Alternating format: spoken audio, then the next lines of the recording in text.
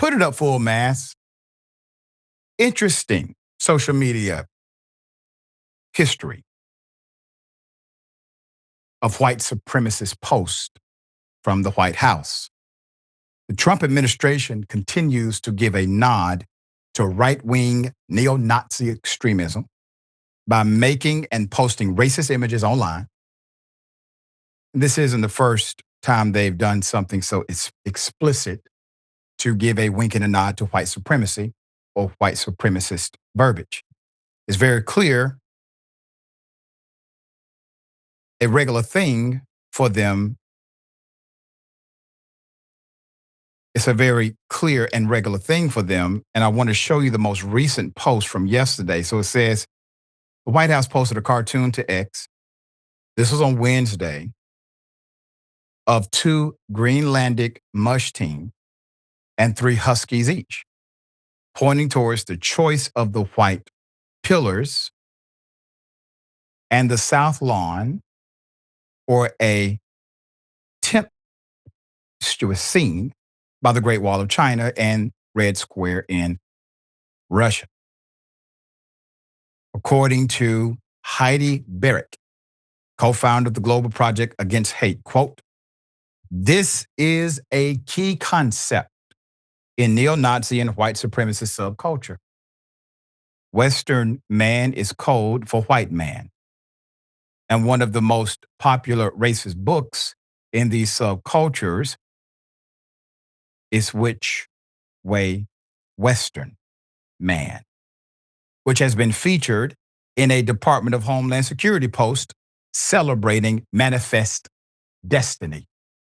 Quote, "It's absolutely shocking to see such images being deployed by this administration. The idea appeals to racists and white supremacists who think only white people should be in positions of power." And again, this is not new. The Trump administration has been doing this since the beginning of Trump's second term. It's an issue because Trump's most radicalized followers on X and Truth Social are willing to be violent, as we have seen. And the administration appears to be prioritizing approval from extremely online reactionaries over the everyday American. Here are some examples of neo-Nazi propaganda straight from the government. Adolf Hitler's regime, famously advertised, is ruled with the tagline, quote, "One people, one realm, one leader." 3 days after Renee Good's killing, Trump's Department of Labor tweeted, quote, "One homeland, one people, one heritage. Remember who you are, American." On January 9th, the Department of Homeland Security posted, quote, "We'll have our home again," a lyric from an anthem adopted by the neo-fascist group, the Proud Boys, and other white nationalist organizations. This was accompanied by a link where one could sign up to join what? ICE. There's more.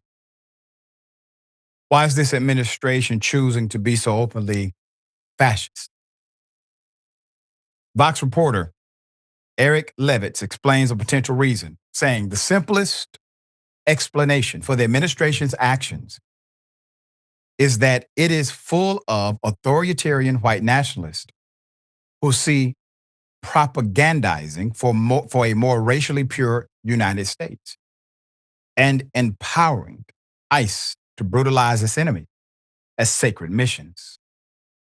The political cost of these endeavors may seem negligible relative to the ideological principles at stake.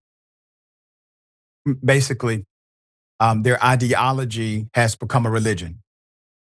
Politics has trumped, no pun intended, Jesus. You see that in the Christian evangelical movement, where you have individuals who openly will say, who are pastors of a Christian church, that likely Jesus would not be allowed in their church because he wasn't white. There's so much here, but it gives you a clear idea of the direction this one man and his cronies would like to take this nation. It also gives you a clear idea of what you're fighting. Now, for those who are not racist, you should fight against this regime, against the ideology, against the imagery. I had a great opportunity today to stand right next to Dr. Bernice King, Dr. King's daughter. We kicked off our global summit today in the city of Atlanta. And we talked about the great call for all of us to engage in the spirit of cooperation. But we have engaged in the spirit of self-interest. But the spirit of cooperation is a spirit that gets us to the next level of our human existence, not the spirit of only self-interest. So while we live an individualized life, we live inside of a collective, and that collective is important. So you see clearly that the administration is not concerned about the collective of what the world actually is. That's how the world was given to you. That's the world God designed if you believe in a maker. If you don't believe in a maker, that's the world you inherited. That's the way nature made it. Nature did not make it for one group to be supreme over another. All right, Jamie, thoughts here. It humored me when one quote was analyzing, well, why is it that the administration is doing this? Some sort of political calculus? No, it's because they're racist. They say racist things because they are racist.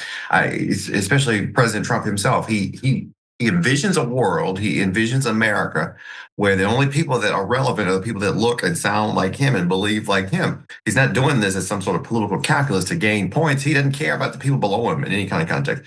And they are recruiting these people for ICE specifically because they want a more brutal force of folks who have a similar racist ideology. And it's a relatively simple calculus. The only difference between now and what used to happen when they used to wait till after work to put the hood on and march in the Klans rally with their faces obfuscated. Now they've taken off the hoods and now they're just doing it right in the open. They put down the dog whistle and picked up a foghorn.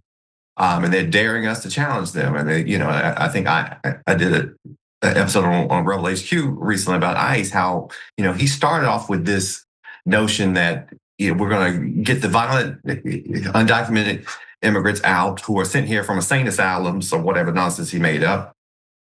And that has tracked, and now we're just blatantly shooting people in the streets who may or may not be United States citizens. We don't care. You have ICE agents who are getting caught on video saying racial epithets, and this is the context that's created when you got a Supreme Court that says it's perfectly acceptable to use race as probable cause on his face.